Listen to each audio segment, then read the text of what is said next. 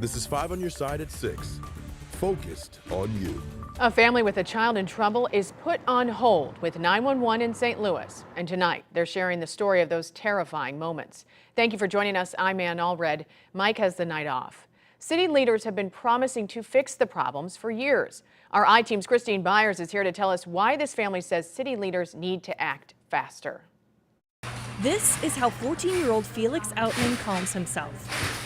He has autism, and his parents say he loves baseball. On July 28th, his life was anything but calm. The Outmans had just gotten off the interstate and were looking for a parking spot to go to the Cardinals game when Felix started having a seizure in the back seat. It was nothing that we had ever seen before. It was terrifying watching his body do what it was doing. The Outmans' phone records show they called 911 3 times, starting at 6:19 p.m. that Friday. You know, I still wasn't getting my call answered. Hopelessness was what I felt. I just kept looking around and I need help. I need help for my son. She flagged down a sheriff's deputy who used his radio to call dispatchers. I just kept saying, I couldn't get through to 911.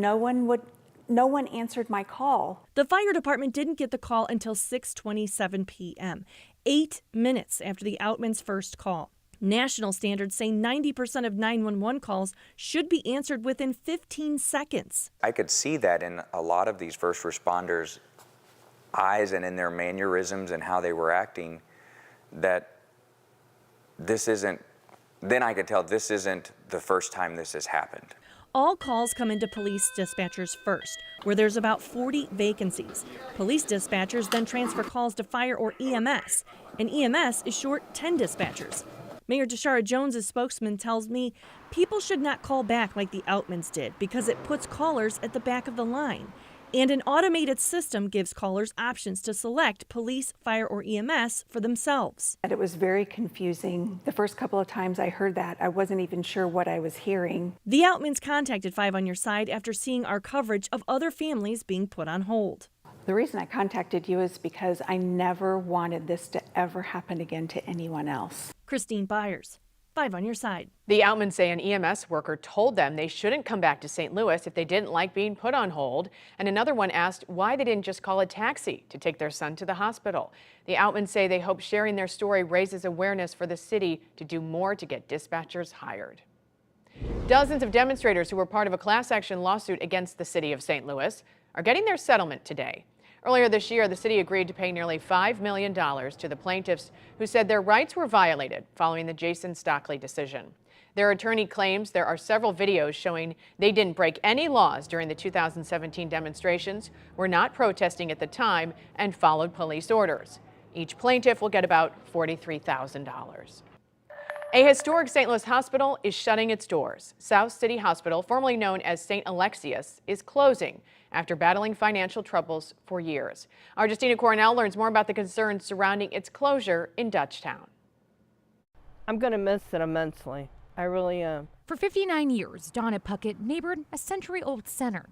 She even dedicated a decade volunteering at South City Hospital, formerly known as St. Alexius. Everybody said it's part of life, but life don't have to be so cruel. Friday morning, the South City Hospital sign was covered up. It's a clear sign of its closure. My understanding is that the receiver was notified earlier this week, Tuesday or Wednesday, and so they started taking all of the appropriate actions that they needed to do to notify the employees, vendors, and other hospitals that we need to start transferring current patients. On Wednesday, an internal email said the financial deficit was deemed too much, and obtaining other parties was not realistic to keep the 178-bed facility open, and it would be transferring patients. I think it's going to take away a lot whenever it leaves. Because like I was telling my brother last night, it's going to be an empty building again. An empty space, building a void in Dutchtown. This is the only hospital outside of the central corridor.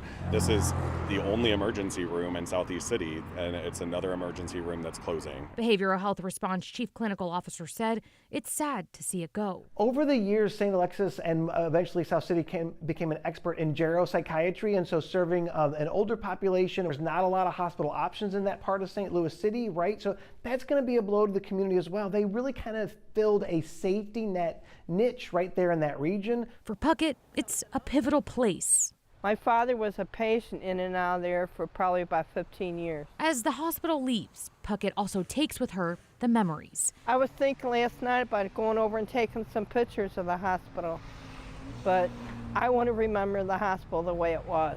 Justina Cornell, 5 on your side. Right now, the alderman for the ward is working to host a job fair for those employees. For now, there is no exact date for the hospital's official closure. It is back to school time. Many kids are heading back to the classroom this month. Missouri's sales tax holiday weekend is underway. There are some changes this year, and change isn't always a bad thing. This year, all cities and counties must observe the tax holiday. You can shop anywhere, even online. Tracy Hinson is here with what to buy this weekend. Tracy. And yes, this tax break is designed for back to school, but you don't have to be a parent or a student to save this weekend. Even if you don't have kids or your kids are grown, come out and do some shopping for clothing or computers and you can save a lot of money. That's right. Missouri's tax holiday weekend extends beyond pens and pencils. There's no tax on any clothing item or shoes that are valued $100 or less. Also, computers that are valued $1,500 or less are also tax-free, as well as other computer equipment that goes with it. That means a MacBook Air will cost you $1,299 and not $1,428. Most sales tax, state and local, adds up to around 10%. The state lifted all the other little taxes, municipalities and cities were in and out of the participating, but this year it's 100% tax-free. It's not a rebate. Stores handle the temporary tax change. So you don't have to do nothing. All you gotta do is get your card or your cash out and we take care of all the rest. And you'll be able to see it on your receipt. There'll be no sales tax involved. Savings that add up for moms like Elizabeth Oglesby. Ronnie will be in 7th grade this year at Crestview, which is a Rockwood school. 7th grade. Who knows what bigger school supply item is on that list? Pens, pencils, papers, folders, an expensive calculator, all the fun stuff. That graphing calculator is tax-free if you buy it this weekend, and so are most first day of school outfits. Just some very minimal stuff just to kind of get him started through the year, mostly jeans. Now, if those jeans are under $100, no tax, but not all clothing items qualify. Scarves and ties are still taxed during the back-to-school holiday sales tax. Nellie is performing tonight at the Washington Town and Country Fair happening in Franklin County. There's also a chainsaw carving show, a blacksmith demonstration, lots of rides, and Chief Meteorologist Scott Connell is there, of course, checking out the fair food, and he's live with the latest on the Weather First forecast. Scott. Yeah, and we're going to have some active weather later on tonight, especially north and west of St. Louis. We kind of made our way over to the livestock. We always try to get in on the animals, and we found Lisa Marie Pigsley lying down. I think she has the sentiment there of what most of us are feeling about this weather.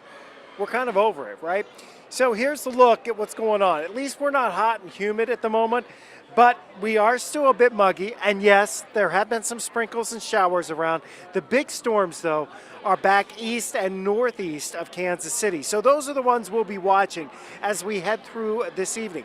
And some of those could be strong. So there's a new severe thunderstorm watch that's been issued. It includes Gasconade County, may get extended a little farther to the east. But again, if you're coming out to see Nellie tonight here at the Washington Town and Country Fair, we're not going to have any big problems early on. It's just a few scattered spritzes and sprinkles, and then any real shower or thunderstorm activity probably holds off until around midnight for St. Louis, more like about 11:30 here at the fairgrounds in Washington.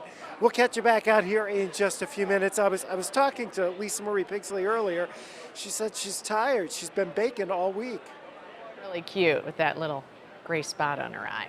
Thanks, Scott. Coming up, it's back to school season, the help available for parents and students who still need supplies. Plus 8 stories, no elevator. Residents say they were left hanging after all of theirs broke down.